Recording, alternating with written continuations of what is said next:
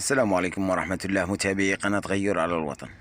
نحن نقول للعالم كله لا نتحدث عن أنفسنا، بل نترك العالم يتحدث عنا بالإنجازات التي نصل إليها.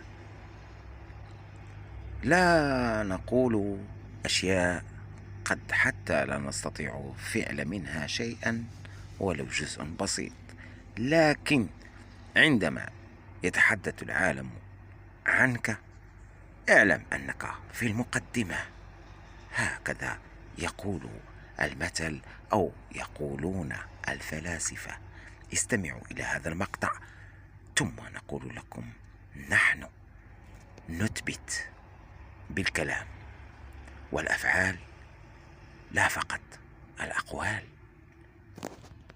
تطور أداء المنتخبات العربية بشكل ملحوظ خلال مشاركاتها في النسخ الأخيرة من كأس العالم، ولم تعد تأتي لتسجيل الحضور فقط، لكن منتخبا عربيا متميزا وتميز أكثر من غيره، وتمكن من الوصول إلى نصف نهائي كأس العالم، وهذا في سنة 2022 في إنجاز عربي وافريقي غير مسبوق.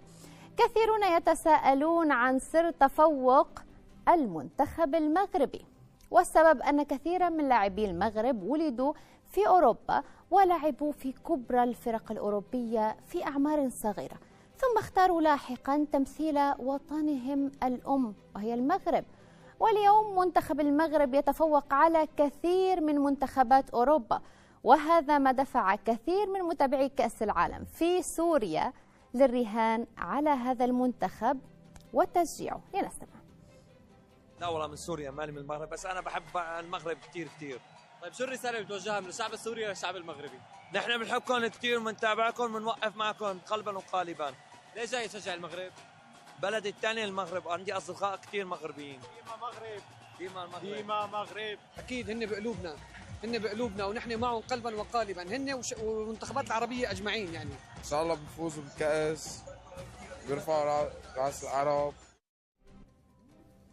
كلنا مع المغرب، وهذا كلام المشجعين كان بالأمس، وفعلا لم يخيب المنتخب المغربي آمال مشجعيه، وانتصر في ثاني مبارياته في كأس العالم على المنتخب الاسكتلندي بعد تعادله في مباراته الأولى مع البرازيل. وباتت آمال المنتخب المغربي كبيرة في الوصول إلى الدور الثاني، وهكذا كانت الاحتفالات بالفوز في دمشق، والفوز في دمشق واحتفالات دمشق دائما مميزة. نتابع. ديما ديما ديما ديما ديما مغرب في القمة، علي والراية المغربية، نية نية نية دينها بالنية، نكملوها بالنية، هذه فرحة عالمية. بونو بونو بونو. احتفالات سوريا لطالما كانت مميزة. كيف علقتم على وسائل التواصل الاجتماعي على فوز المنتخب المغربي على المنتخب الاسكتلندي؟